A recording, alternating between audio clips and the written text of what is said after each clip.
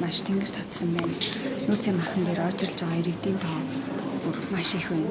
Эмдэл дээр та ямар байр суурь? Махны үнэ доктортой байхын тулд яах вэ? За миний хувьд бол одоо сая одоо сүүлийн 7 хоногийн хугацаанд ч хоньны махад аймаг дээр 7 хоногийн дотор 2 байр нэмэгдсэн. Одоо хоньны мах, өхрийн мах бол одоо ингээ баг 1 орчим хувиар нэмэгдээд ингээд тасралтгүй 7-7 хоногор ингээд нэмэгдээ одоо. Гэхдээ яг бидээс нэг юм анзаар ер нь хавар болгоно л одоо махны үн нэмэгддэг тий. Энэ бол одоо бүр ингээд тогтцсон одоо ийм үний өсөл болчлоо шүү дээ. Ингээд хавар болохоор л махны үн нэмэгддэг.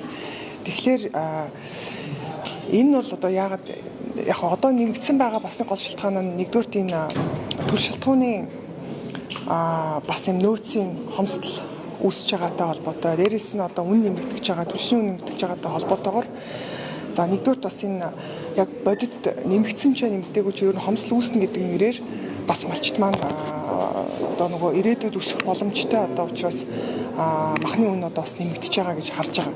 Нэг за хоёрдугаар тэр нь ингээд жил болгон өсөөд байгаа нь өөрөө би бол одоо ерөөсө бодлоготой шууд хамааралтай гэж хараад байгаа. Яагаад тэгэхээр одоо ингээд хавар болоод өсөхөд инфляцийн үн нэмэгдэж байна. Бусад өргөн одоо хэрэглээний барааны үн нэмэгдэж байна. За бензин шатхууны ингээд үн нэмэгдээд ирэхээр одоо аль ч айлын амжиргаанд одоо шууд нөлөөлөл үзүүлж байгаа. Тэгэхээр эний одоо айлын өрхийн одоо энэ амжиргаа нөлөөлж байгаа тэр эрсдэл одоо энэ зардлыг нөхөхийн тулд малчид угаасаа ганц одоо борлуулж чадж байгаа махналуур араад ерөөсөө энийг одоо энэ зардлаа нөхөх энэ өртгөө нөхөх боломж үүсэж байгаа гэсэн. Тэгэхээр бид нар одоо ингээл ерөөсөө өөрхий хавар болохоор л одоо энэ инфляцийн үнийгээ дийлж чадахгүй махаа үнэ нэмээд эргээд энэ дээр бүх иргэн ерөөсөө энд хохирж байгаа. Тийм учраас өнөөдөр нийслэл байгаа ч иргэн хохирж जैन цаана одоо малчид ч гэсэн одоо яг энэ үнийн өсөлтөнд бас хохирж байгаа гэсэн үг байхгүй юу. Тэгэхээр ерөөсөө энэ хүнс үдэ аж ахуй хөнгөн үйлдвэрийн яам одоо энэ бодлого гаргамаар байгаа. Энэ бодлого дээр анхаарч ажилламаар байгаа. Энэ одоо олгогдож байгаа урамшуулал тий татаас чинь өөрөө яг энэ бодтой энэ үнийн өсөлтийг хязгаарлах энэ дотоодын үйлдвэрлэлийг нэмэгдүүлэх өргөн хэрэглээ одоо энэ гол одоо бид нар импортоор орж ирж орлож байгаа энэ бензин шатхуунд нөлөөлөд байгаа инфляцийг нэмэгдүүлээд байгаа энэ үнийн асуудлыг одоо энэ хүнсний асуудлыг ер нь бодтойгоор одоо шийдвэрлэж чадах юм уугүй юу? Маш их хэмжээний урамшуул татаас хөтөлбөр хөдөлгөөнүүд явж байгаа шүү дээ. Гэхдээ эргээд эн чинь яг бодиттой дотоодын үйлдвэрлэл нэмэгдээд нийлүүлэлт зах зээл дээр дотоодын одоо хүнсний зах зээл дээр нийлүүлэлт нэмэгдээд ингээд бодиттой одоо малчтын хувьд жишээлбэл зөвхөн мах ноолороо зарж байгаа. Гэтэл ууг нь бол энэ арьс шир ноос бусад бүтээгдэхүүнүүд, дайвар бүтээгдэхүүнүүдээ эргэлтэнд оруулаад өөр одоо орлогын хөөсрүүдийг нэмэгдүүлэх юм боломж байхгүй байгаа байхгүй юу? Энэ бол өөрөө энийг нэмэгдүүлэхийн тулд хөдөө аж ахуйн одоо энэ бодлогын яам маань өөрөө эсвэргээрээ энэ дайвар бүтээгдэхүүнийг нь эргэлтэнд оруулахын тулд тэр шаардлагатай логистик тийм ээ тэр одоо хүйтэн хэлхээ хадгалалт одоо энэ дид бүтцийн асуудал дараагийнх нь худалдан авалтын энэ цэгүүдийг бодлогоор тэлж өгөх тийшээгээ татаас урамшуулж өөрөө ингээд явдаг ийм тогтолцоо руу шилжихгүй бол бид нар ингээд яг жил болгон л одоо махны үн нэмэгддэг болно. Ингээд ирсээр байгаад ер нь бол манайх импортоор одоо импортын одоо хүнсний хэрэглээ чинь жил их тусам нэмэгдэж байна. Одоо ингээд 50% хүрчлээ шүү дээ. Тэгэхээр эн чинь одоо манай үндсэндээ хүнсний аюулгүй байдал байтугай үндэсний аюулгүй байдлын асуудал хүртэл орчиж байгаа байхгүй. Тэгэхээр энэ бодлогыг бол бид нар цогцоор нь харж үзэх ёстой.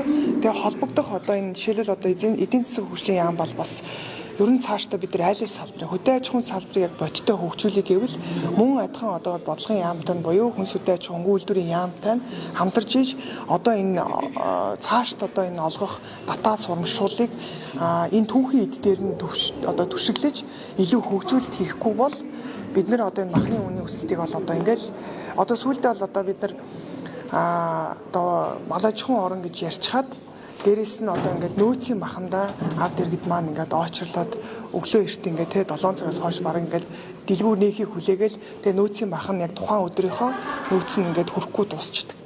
Тэгээд ийм л нөхцөл байдал руу бид нар орж байгаа. Тэгэхээр энэ бол миний хувьд бол ерөөсөө одоо ялангуяа шинэ засгийн газар байгуулагдаж байна тийм ээ.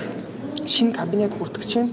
Тэгэхээр яг нь холбогдох одоо ялангуяа энэ хүнс хөдөө аж ахуйн хөнгөн үйлдвэрийн сайд энэ дээр цогцоор нь энэ асуудлуудыг нь үнэлж дүгнээд тэгээ бодлогоо одоо илүү түүхийн идрүүн одоо хөгжүүлэх талд нь чиглүүлж өгч чадах юм бол бид нар нөгөө хайж байгаа арьшир одоо тэр ноос ноолоор одоо энэ дайвар бүтээгдэхүүнийг өшөө эргэлтэнд оруулж одоо үнэтэй болгож өгч чадах юм бол бусад одоо малчиж гэсэн бусад орлогын хүсрүүд нэмэгдэж өснөөр одоо махан дээр зөвхөн төвлөрдөг эсвэл ноолуурн дээр төвлөрдөг.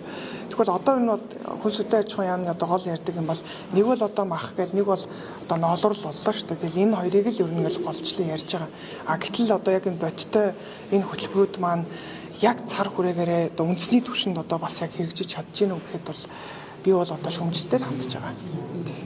За сүүл мах худалдаж авсан хэдэн өрөө авсан? За би номингоос мах авсан. Тэгээд би бол баг 22 мянган төгрөгөөр хоньны мах сая худалдаж авлаа шүү дээ. Тий килограмм махаар. Манайх ч нэг амбул цөөтэй болохоор би ер нь бол килограммаар л авдаг. Тий. За